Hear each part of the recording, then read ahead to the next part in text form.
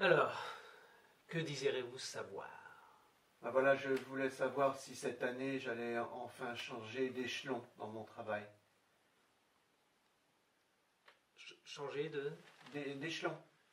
Changer d'échelon. Oui. Changer d'échelon.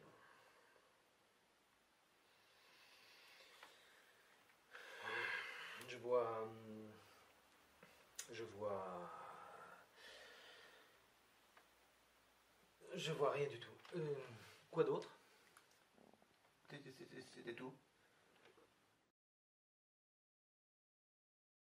Qu'appelle-t-on avancement? Tout maître doit passer un certain temps dans un échelon avant de passer au suivant.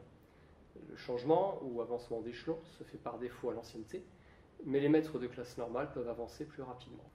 Le gain varie de 6 mois à 2 ans et demi selon l'échelon et selon la nature du choix, grand choix ou choix. Pour les instituteurs, on parle de choix et demi-choix. À quel rythme avance-t-on? Les maîtres d'une même échelle de rémunération, professeurs des écoles, certifiés, PLP, etc., candidats au même échelon, par exemple le 6e, et par le même mode d'avancement, par exemple le grand choix ou le choix, sont mis en concurrence. Ils sont départagés par leur barème. Dans le second degré, note pédagogique plus note administrative, et dans le premier degré, la note pédagogique plus des points pour l'ancienneté. Et si l'inspection est ancienne? Dans le premier degré, on procède pour la CCMD ou CCMI avancement à une revalorisation fictive dont les modalités varient d'un département à l'autre. Dans le second degré, si l'inspection remonte à au moins 5 ans, le maître se voit attribuer pour la seule CCMA avancement la moyenne de son échelon dans son échelle de rémunération, si celle-ci est supérieure à sa note pédagogique, évidemment. Tous les maîtres peuvent-ils espérer passer par le grand choix ou le choix? Pour les maîtres auxiliaires, contractuels et délégués, il n'y a pas de grand choix.